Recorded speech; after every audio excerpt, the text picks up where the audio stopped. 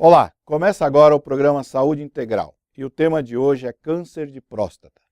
Mesmo sendo muito pequena, ela causa arrepios em muitos homens.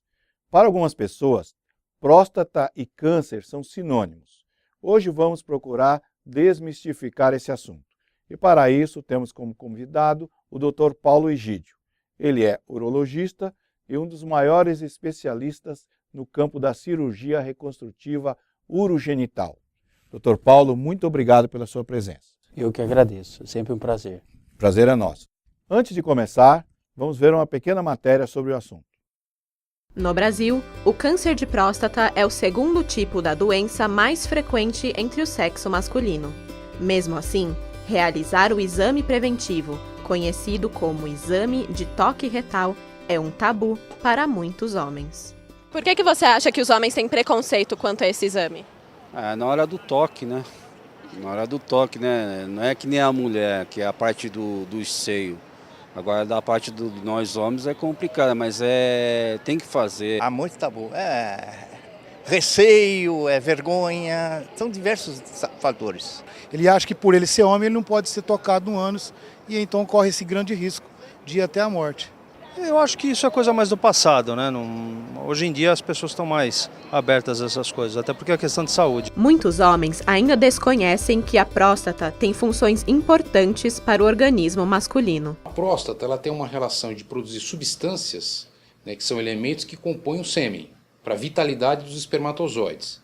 E além disso, ela tem uma relação com a fisiologia da micção, isto é, o ato de urinar. Conhecido como o câncer da terceira idade, o tumor na próstata é mais comum entre homens acima de 50 anos de idade.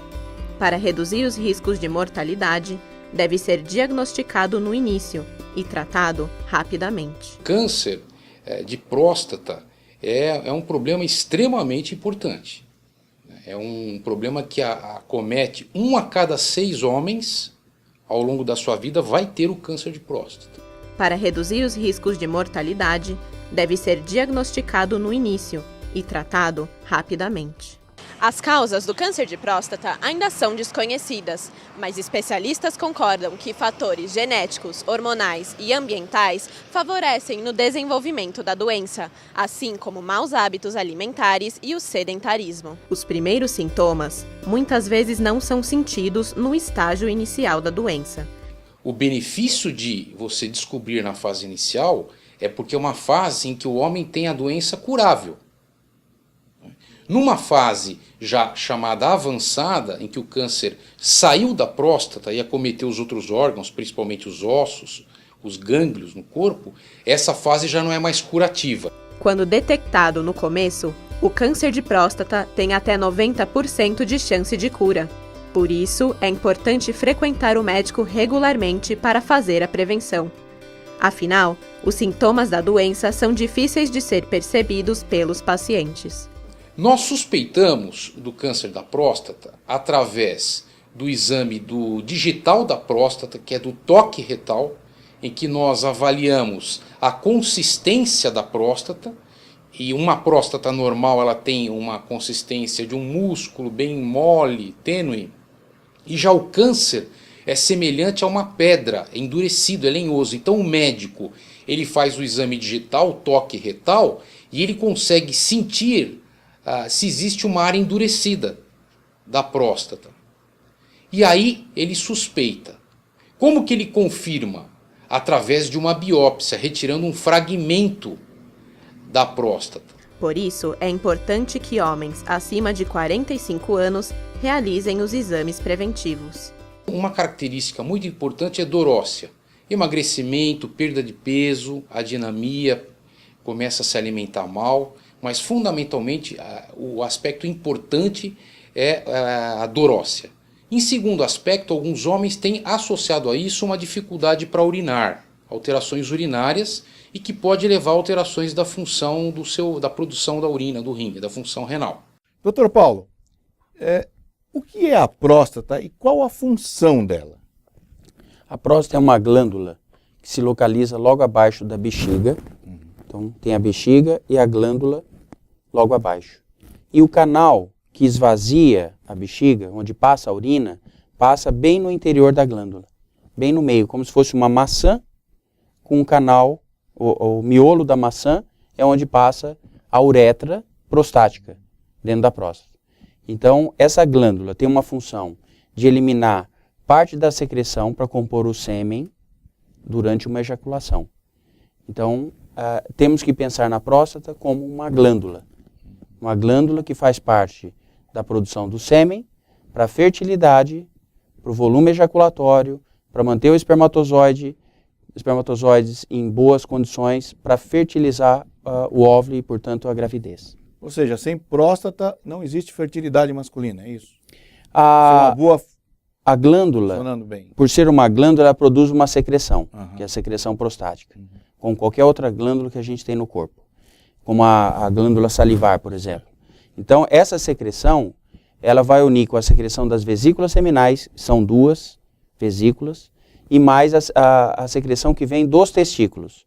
Então, o espermatozoide vem dos testículos, mas ao juntar todos esses líquidos, compõe o sêmen.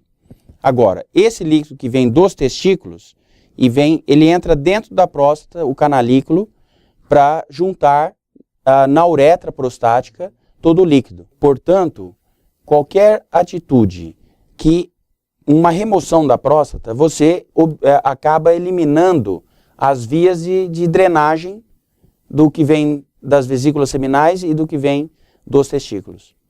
Então ela tem uma função de compor o líquido, mas sem ela, você não tem o canalículo para drenar o espermatozoide dentro da uretra. Estamos falando de uma remoção total da glândula. Ou seja, ela é muito não importante. Parcial. E é uma glândula masculina, pelo que eu estou entendendo. É uma glândula masculina, uma glândula anexa ao aparelho urogenital. Ou seja, ela tem uma função no aparelho urológico de urina, porque a uretra passa dentro. Então, um crescimento dela poderá refletir na passagem da urina e também poderá refletir na produção da secreção que vai compor o sêmen. É uma glândula, como um exemplo para facilitar as pessoas entenderem, as glândulas salivares, que produzem a saliva. No caso, a glândula prostática produz a secreção prostática. Durante os anos, ela varia de tamanho. Como é essa variação, doutor? Então, a próstata tem mais ou menos um tamanho como esse, tá? E ao longo dos anos ela poderá ter um crescimento. Esse crescimento não necessariamente é um crescimento tumoral, um câncer, mas é um crescimento que 80% dos homens vão experimentar ao longo da vida. É um crescimento benigno, chamado hiperplasia benigna da próstata. Essa hiperplasia, quais são as pessoas mais vulneráveis à hiperplasia? Quando tem um distúrbio hormonal.